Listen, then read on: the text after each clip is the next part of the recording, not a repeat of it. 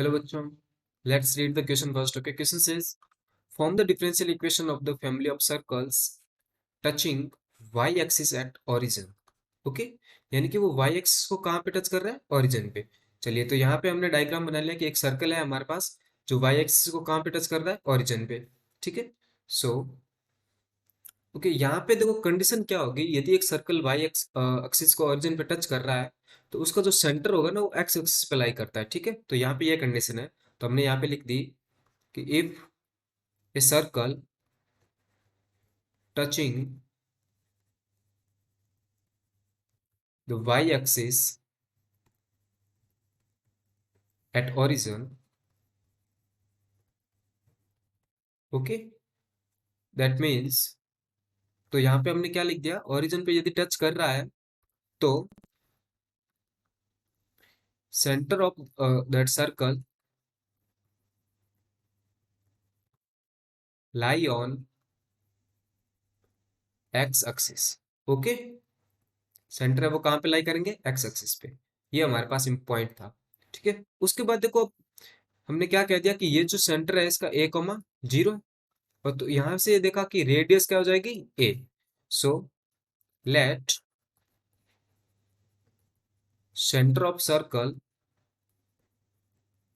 a, 0 and radius हमारे पास क्या आ गई?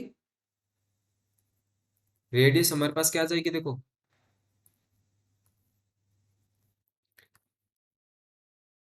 रेडियस हमारे पास क्या आ गई? देखो ए, है ना. रेडियस हमारे पास क्या आ गई? ए. तो अब हमारे पास क्या चाहिए? हमें इक्वेशन लिखनी है ना. तो इक्वेशन क्या आएगी ना? Equation of circle having centre a, 0 and radius r. तो हमारे पास क्या आ गई? देखो सॉरी, रेडियस हमारे पास क्या है? a.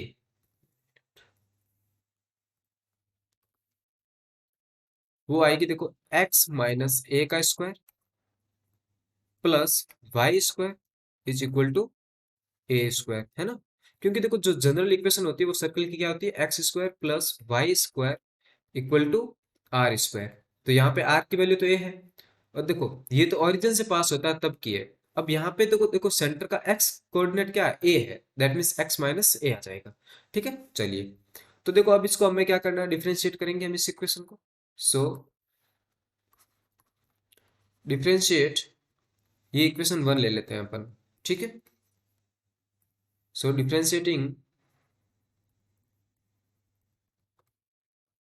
Equation 1 with respect to x both side. तो देखो हमें डिफरेंशिएशन पे क्या मिलेगा? 2 times x - a plus 2y equal to 0. Okay, देखो अब 2 से 2 तो कैंसिल आउट हो गया ना. तो x - a इक्वल टू क्या आ गया? Sorry, x - a plus y equal to 0. ठीक है, तो यहां से मैंने क्या लिखा कि देखो इसका डिफरेंशिएशन तो हमें करना ही था कि 2 टाइम्स x - a हो जाएगा. ठीक है, और ये जो यहाँ पे कांस्टेंट है वो किसके इक्वल हो जाएगा? 0 के. तो यहाँ से मैंने क्या कह दिया कि y प्लस x है वो किसके इक्वल है? a के. तो a की वैल्यू अब मेरे पास आ चुकी है यहाँ से. ठीक है, चलिए अब मैं क्या करता हूँ कि इस a की वैल्यू का मुझे यूज करना है. तो किस तरह से? अब a को मुझे एलिमिनेट भी करना है. तो मैंने क्या कहा, जो मेरे पास इक्वेशन 1 है, फ्रॉम इक्वेशन 1 हमारे पास क्या है? x - a² plus y² is equal to a². अब या तो आप डायरेक्ट ये वैल्यू पुट करो वरना इसको सॉल्व कर दो फर्दर, है ना. तो हमारे पास देखो क्या आएगा. इसको ओपन करते हैं तो ये क्या आएगा? x² plus a² minus 2ax plus y² equal to a². ठीक है, ये आ गया हमारे पास. अब देखो यहां से हमने क्या देखा? a² से a² कैंसिल आउट हो रहा है. तो यहाँ पे क्या आया? x² minus 2ax plus y² equal to 0. इसको आप फर्दर सॉल्व करोगे तो हमारे पास आएगा देखो क्या, वो आ जाएगा देखो x² plus y² equal to 2ax यहां से a की वैल्यू क्या आएगी, देखो x square plus y square by 2x equal to a। तो ये हमने क्या कह दिया, इक्वेशन नंबर हमारे पास क्या आ जाएगी, देखो 1 थी, ये हमने 2 कही, ठीक है, और एक हमारे पास ये आ जाएगी 3। Now from 2 and 3, from 2 and 3 we write, देखो अब इसको हम किस तरह से लिख सकते हैं, x square plus y square by 2x equal हो जाएगा हमारे पास किसके, y y dash plus x के। Okay, y y dash plus x के इक्वल हो जाएगा। अब यहाँ पे आप मल्टीप्लाई कर दो, तो हमारे पास क्या आएगा, x square plus y square equal to 2xy y dash plus 2x square. Okay, चलिए तो फर्दर इसको रीअरेंज करेंगे तो हमारे पास क्या आ जाएगा, देखो 2xy y dash x square और 2x स्क्वायर है, that means what, x square plus sorry minus y square equal to 0। ये हमारे फाइनल आंसर हो जाएगा, ठीक है। चलिए तो इसको हम किस तरह से लिख देंगे कि the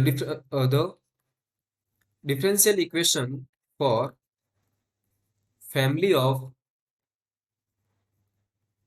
circle